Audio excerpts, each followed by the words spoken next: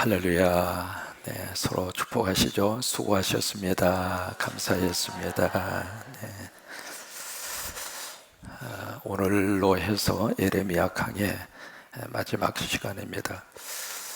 그동안에 이제 성경 강해가 오늘까지 해서 19번째 끝나게 됩니다. 예레미야 강의를 보니까 금년 1월 10일에 시작해서 12월 27일 날 끝나니까 꼭 1년 걸렸습니다. 여러분, 예레미야 이렇게 강의를 들으면서 좀 뭔가 하나님의 깊은 은혜가 가슴 속에 남아 있도록 성령님이 역사하시기를 바라고, 또 예레미야 강의 속에서 성경은 그렇습니다. 과거에 그런 역사가 있었다, 그것으로 끝나지 않고 그 성경의 역사가 지금 그리고 내일까지 이어집니다. 그것을 다시 깊이 마음속에 기억을 하셨으면 좋겠습니다.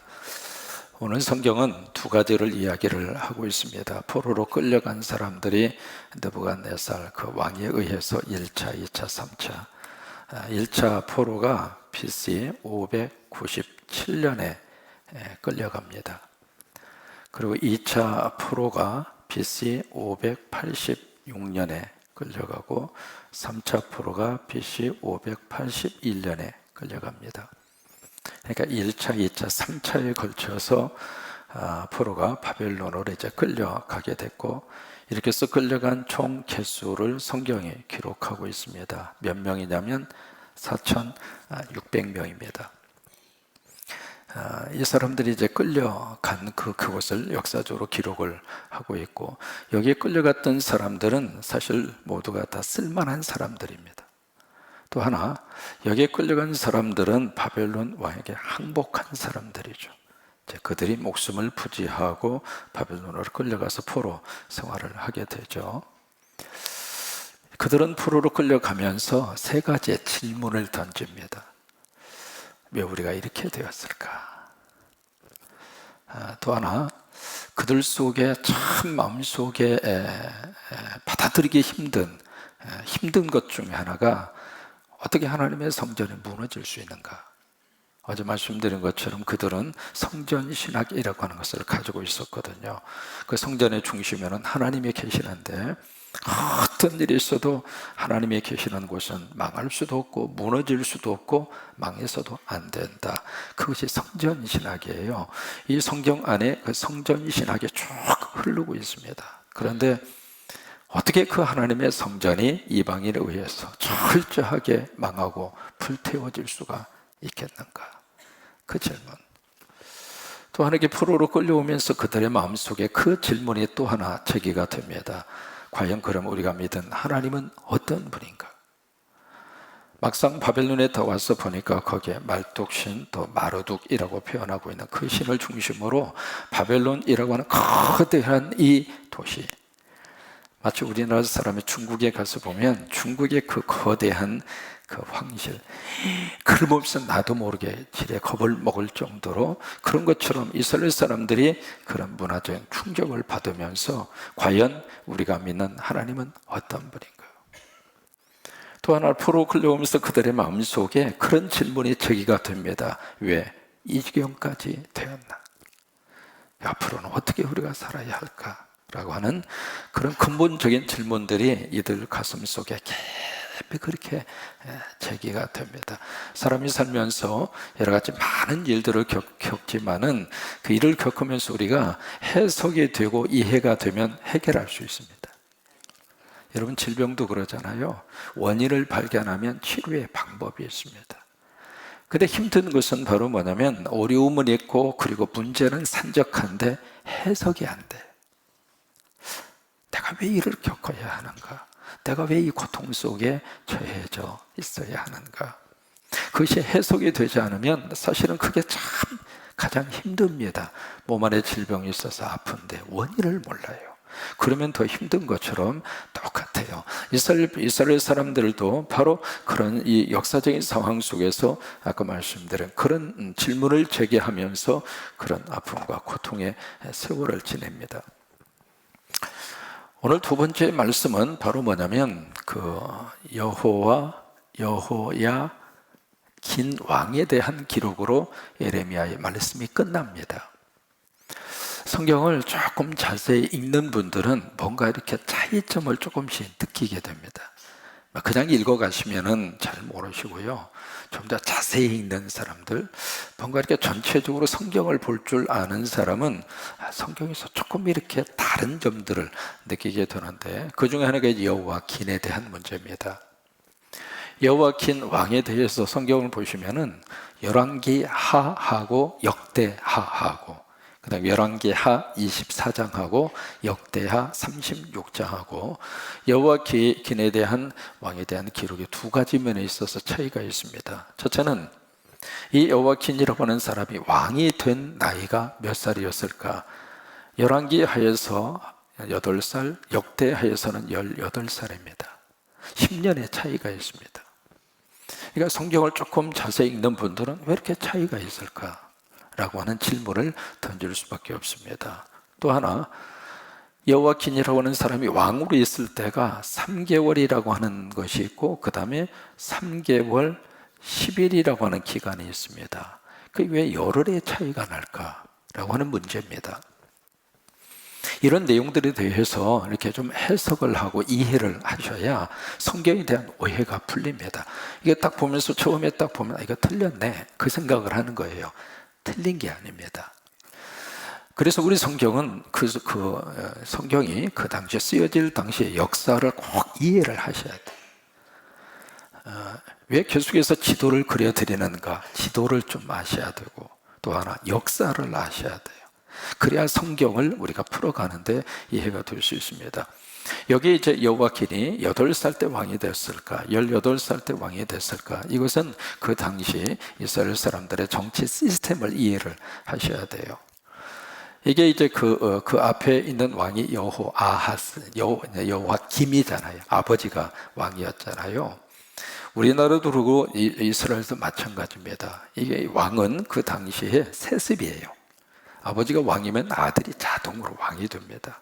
근데 이 아버지가 전쟁에 출전을 하거나 질병으로 앓아있으면 그 다음 아들이 왕의 자리를 이어받습니다. 우리로 말하면 왕세자입니다.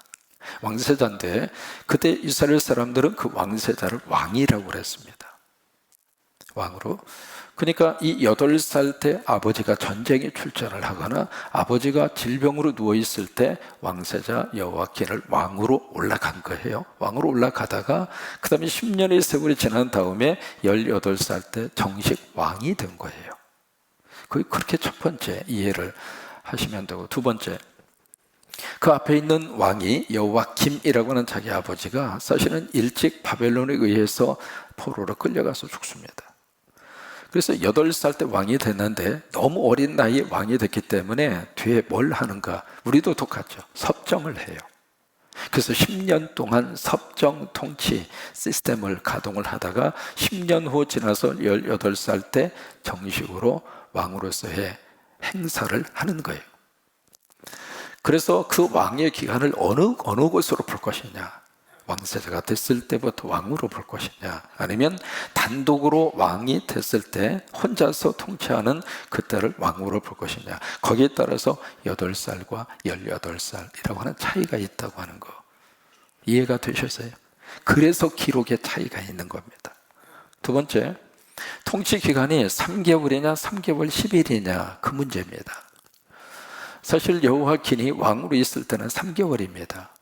그럼 10일이라는 것은 바로 뭐냐? 이 열흘이라고 하는 기간은 느부갓네살 왕에 의해서 포로가 됐어요. 포로가 돼서 끌려가기까지 걸린 시간이 10일입니다. 그 기간을 넣느냐 빼느냐 그 차이입니다. 그렇게 해서 여호와긴이 바벨론에 이제 포로로 끌려갔는데, 오늘 성경은 이분이 끌려간 다음에 몇 년 만이냐면 37년 만입니다. 37년 만에 무슨 일이 있느냐면 느부갓네살 바벨론의 통치 시스템이 바뀌어집니다. 그리고 새로운 왕이 등극하는데 그 사람이 에월 무로닥이라고 하는, 무로닥이라고 하는 것은 말뚝, 그러니까 바벨론 사람들의 섬기는 신이 말뚝이에요. 말뚝. 참 이름도 희한하죠. 그것을 다른 발음으로는 마르둑이에요. 마르둑. 그러니까 에월 모르둑이라고 하는 사람이 왕이 되면서 예, 우리도 이제 좋은 일이 있으면은 죄수를 석방하는 그런 일이 있는 것처럼 그 바벨론도 마찬가지였어요. 새로운 왕이 통치하면서 경사스러운 일이 있을 때 죄수를 풀어줍니다. 바로 그 죄수를 풀어주는 그 시간에 누구를 풀어줬는가? 여호와긴을 풀어줍니다. 여호와긴을 풀어주면서 그에게 7가지를 제공을 해요. 참 기가 막힌 역사입니다. 그 7가지의 것을 오늘 성경이 쭉 기록을 하고 있습니다. 어떤 것을 베풀어 주었을까? 31절에 보시면은 31절 그 부분에 왕의 머리를 들어 주었다. 머리를 들어 주었다. 그 이야기는요, 뭐예요? 사면했다 그 말이에요. 사면. 그러니까 여호와긴이라고 하는 사람을 사면을 시켜 주었다. 그 이야기예요. 그 다음에 감옥에서 풀어 주었고, 그 다음에 32절 그에게 어떻게 말을 해요? 친절하게 말했다. 여러분, 여기 친절하게 말을 했다. 그 이야기는요, 이 에월 무르닥과 여호와긴 사이에 합의가 이루어졌다 그 말이에요. 이게 무슨 합의가 이루어졌는가? 앞으로 내가 당신에게 이렇게 하겠습니다 라고 하는 쌍방간의 합의가 이루어진 거예요. 무슨 합의가 이루어졌는가? 32절 계속해서 그 말씀 이어져 가죠. 그의 자리를 그와 함께 바벨론에 있는 왕들의 자리보다 높이고, 그러니까 바벨론에 끌려왔던 주변의 많은 왕들 가운데 최고의 높은 자리로 여호와긴을 높여주고, 33절 그 죄수의 의복을 어떻게 해요? 이 옷을 갈아입혔다는 이야기는 신분이 변했다 그 말이에요. 더 이상 죄수가 아니다 그거죠. 더 이상 당신은 끌려온 포로가 아니다 그거예요. 신분을 바꿔주게 된 거예요. 그리고 나서 그의 평생 동안 항상 왕의 옆에서 먹게 하였으며, 기가 막힌 자리죠. 34절 그가 날마다 쓸 것을 바벨론의 왕에게서 받은 정량이 있었고, 죽는 날까지 곧 종신토록 어떻게 해요? 엄청난 호의입니다. 다른 모든 왕들은 바벨론에 끌려와서 다 죽었습니다. 여호아하스, 여호와김, 시드기야. 근데 딱 한 사람, 이 여호와긴만은 참 기가 막히게 37년의 그 어두움의 터널을 통과해서 37년 만에 기가 막힌 반전이 이루어집니다. 그러면서 예레미야는 끝납니다. 그러면 왜 이 여호와긴의 이 기가 막힌 반전의 기록으로 예레미야는 끝을 낼까? 그 문제예요. 여러 가지 많은 것을 기록을 남기고 끝날 수 있을 터인데, 왜 이 여호와긴에 대한 이 복직으로, 그리고 상상할 수 없는 이 인생의 반전의 그 내용으로 예레미야서는 끝을 낼까라고 하는 문제죠. 여러분, 언제나 성경은 뭘 깔고 있는가? 구원의 역사를 깔고 있습니다. 성경 어느 곳을 보든지 창세기부터 요한계시록까지 하나님이 말씀하시려고 하는 성경의 메시지는 구원입니다. 하나님의 관심은 구원에 있습니다. 어떻게 이 백성들을 살려낼까? 이 백성들을 어떻게 구원할까? 그게 하나님의 관심이고 하나님의 메시지고 하나님의 마음이에요. 그것을 담고 있는 게 성경이에요. 그러니까 성경에서 그것을 읽을 줄 알아야 성경을 제대로 읽는 겁니다. 바로 여기에도 그 하나님의 깊은 메시지가 이 속에 담겨 있습니다. 이것으로 끝난 게 아닙니다. 자, 보실까요? 포로로 끌려온 사람들이 왜 이 지경이 됐을까? 왜 이 지경이 됐습니까? 하나님의 계약을 어겨서 그런 거죠. 그 다음에 과연 우리가 믿는 하나님은 계시는가? 하나님 계시지. 하나님이 어디로 갔어요? 여러분, 어떤 일이 있어도 하나님은 망하지 않습니다. 그러나 하나님 떠난 공동체는 망합니다. 하나님은 망할 수 없습니다. 그러나 하나님이 없는 교회는 무너집니다. 그러니까 이스라엘 백성들은 거기에 대한 답을 포로 생활하면서 뼈저리게 느끼는 거예요. 그러면 우리 앞으로 어떻게 살아야 할까? 답이 있습니다. 하나님께 돌아오면 됩니다. 모든 답은 하나님에게 있습니다. 하나님에게 오면 돼요. 하나님에게 돌아오면 돼요. 그러면서 하나님이 이 메시지를 주시는 거예요. 원하면 하나님에게 돌아오는 그 백성들에게 하나님은 무슨 메시지를 주시는가?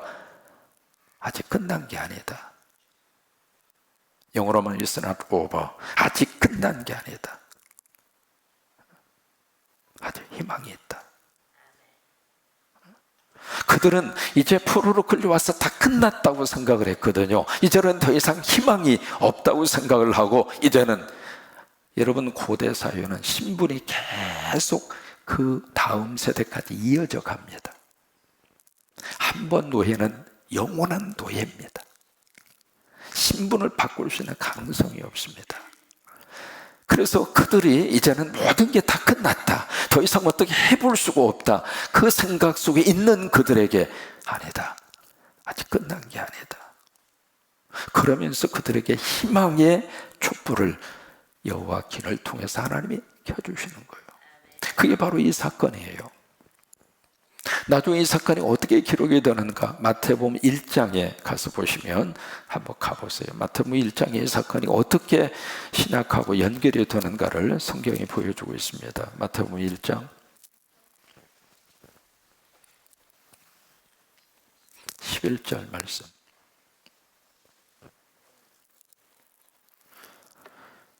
바벨론으로 사로잡혀 갈 때의 요시아는 누구예요?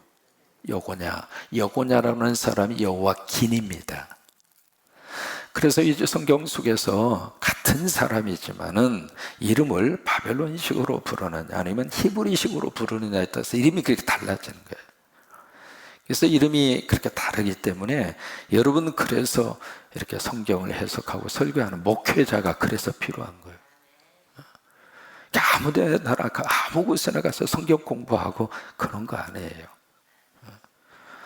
여기 여고냐라고 하는 사람이 나오죠. 그 여고냐라고 하는 사람이 바로 여호와긴이에요. 그 여고냐는 또 다른 말로 고니야, 이름이 3개가 있어요.